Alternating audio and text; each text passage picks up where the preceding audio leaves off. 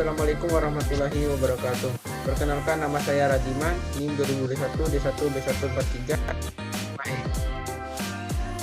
Kali ini saya akan mempresentasikan sebuah video untuk menyelesaikan tugas ujian tengah semester mata kuliah manajemen konstruksi. Yang pertama, di sini saya akan menjelaskan tentang Undang-Undang Jasa Konstruksi. Undang-Undang Jasa Konstruksi di Indonesia adalah Undang-Undang Nomor 2 Tahun 2017 tentang Jasa Konstruksi. Undang-undang ini mengatur berbagai aspek terkait dengan jasa konstruksi, termasuk perizinan, standar keselamatan, peran kontraktor, dan sebagainya. Namun peraturan dan undang-undang dapat berubah dari waktu ke waktu. Jadi selalu penting untuk memeriksa undang-undang terbaru atau berkonsultasi dengan sumber hukum yang kompeten untuk informasi yang paling mutakhir. Undang-Undang Nomor 2 Tahun 2017 tentang Jasa Konstruksi di Indonesia memiliki beberapa pasal yang mengatur berbagai aspek dalam industri konstruksi. Yang pertama, pasal 1 dengan isi definisi. Pasal ini mendefinisikan berbagai istilah yang digunakan dalam undang-undang ini. Yang kedua, pasal 4 prinsip umum, mengatur prinsip-prinsip umum yang harus dipatuhi dalam pelaksanaan jasa konstruksi. Yang ketiga, perizinan, menyebutkan persyaratan dan prosedur perizinan yang diperlukan untuk melakukan jasa konstruksi. Yang keempat, pasal 10, keselamatan dan kesehatan kerja, mengatur standar keselamatan dan kesehatan kerja yang harus diterapkan dalam proyek konstruksi. Yang kelima, pasal 17 proses lelang, menjelaskan prosedur lelang konstruksi, penawaran dan penunjakan penyediaan jasa konstruksi. Yang keenam, pasal 22 pembayaran, mengatur ketentuan pembayaran dalam kontrak konstruksi. Yang ketujuh, pasal 27 sengketa, menjelaskan prosedur penyelesaian sengketa yang mungkin muncul selama proyek konstruksi. Yang kedelapan, pasal 31 pemutusan kontrak, menyebutkan ketentuan mengenai pemutusan kontrak dan akibat-akibatnya. Yang kesembilan, pasal 36 kewajiban pajak, mengatur kewajiban pajak terkait dengan jasa konstruksi. Yang ke-10, pasal 40 pembinaan dan sanksi, menjelaskan tindakan pembinaan dan sanksi yang dapat diterapkan dalam kasus pelanggaran undang-undang. Yang ke-11, pasal 42 ketentuan peralihan, memberikan ketentuan mengenai masa transaksi dan dari undang-undang sebelumnya.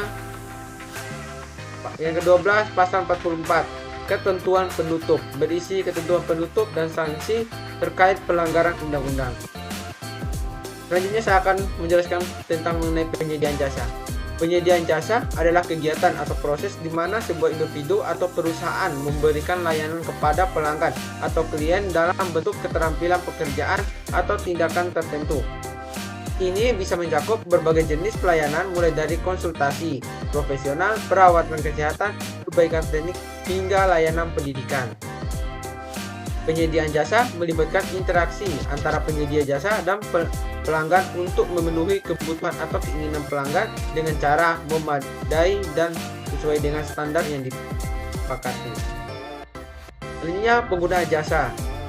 Pengguna jasa merujuk pada individu atau entitas yang menggunakan atau memanfaatkan layanan atau jasa yang disediakan oleh orang atau perusahaan lain. Contoh, jika Anda menyewa seorang tukang ledeng untuk memperbaiki pipa di rumah Anda adalah pengguna jasa yang menggunakan layanan dari tukang ledeng. Pengguna jasa dapat mencakup konsumen, individu, bisnis, organisasi, atau entitas lain yang membutuhkan layanan atau jasa tertentu. Selanjutnya di sini ada auditor. Seorang auditor adalah seorang yang bertanggung jawab untuk mengevaluasi, memeriksa, dan memberikan pendapat independen mengenai catatan keuangan dan laporan keuangan suatu perusahaan atau entitas. Auditor melakukan audit untuk memastikan bahwa laporan keuangan tersebut akurat, transparan, dan sesuai dengan standar akuntansi yang berlaku. Tugas utama auditor adalah untuk menilai resiko, mengumpulkan bukti, dan memberikan pendapat apakah laporan keuangan tersebut dapat diandalkan atau tidak. Auditor dapat bekerja di firma audit independen atau sebagai auditor internal di perusahaan atau organisasi. Selanjutnya saya akan menjelaskan indikator keberhasilan dalam proses konstruksi untuk dalam pengelolaan 5M. 5M yang dimaksud yang pertama itu adalah man atau manusia. Ini mencakup tenaga kerja atau orang-orang yang terlibat dalam suatu proses, manajemen, sumber daya manusia, pelatihan, dan keterlibatan karyawan adalah faktor yang berperan di sini. Selanjutnya yang kedua itu material atau bahan. Ini mencakup bahan baku atau komponen yang digunakan dalam proses produksi. Penggandaan, pengelolaan stok, dan pemilihan bahan yang tepat adalah faktor-faktor yang berhubungan dengan elemen ini. Yang ketiga, mesin atau peralatan. Ini merujuk pada peralatan atau mesin yang digunakan dalam proses pemeliharaan, perbaikan, dan efisiensi mesin adalah perhatian utama di sini. Yang keempat, metode. Ini adalah cara atau metode yang digunakan untuk menjelaskan proses-proses perencanaan dan perbaikan metode kerja adalah bagian penting dari elemen ini. Yang kelima, money atau uang. Ini adalah aspek keuangan termasuk pengeluaran anggaran dan pengendalian biaya dalam menjalankan proses. Nah, di sini saya akan melanjutkan menjelaskan tentang replikasi RAB atau rencana anggaran biaya. Di sini saya ambil contoh RAB rumah tipe 45 minimalis. Di sini ada uraian kegiatan, volume satuan, harga, jumlah, dan bobot. Nah, saya akan menjelaskan cukup satu di uraian tersebut, yaitu tentang pekerjaan persiapan. Nah, di dalam pekerjaan persiapan ini ada beberapa pekerjaan lain seperti pembersihan lokasi, pemasangan box plan, direksi, CAD, air kerja. Nah, saya akan menjelaskan nih mengenai dari mana sih datangnya harga satuan, jumlah harga, dan bobotnya ini. Nah, yang kita ketahui pembersihan lokasi itu di setiap daerah itu pasti gajinya atau upahnya itu berbeda-beda, maka didapatkanlah harga satuannya sesuai daerah masing-masing. Nah, setelah dapat harga satuannya, kita akan tahu harga ini kita kalikan dengan volumenya, berdapat jumlah harganya.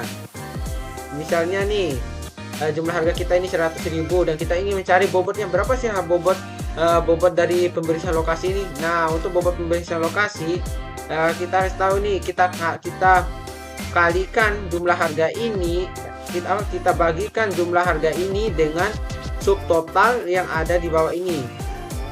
Nah, dapatlah kita bobot 6,62%.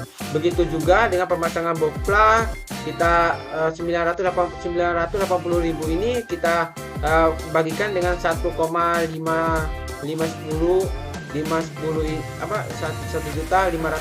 ini, dapatlah kita 63,58% bobotnya.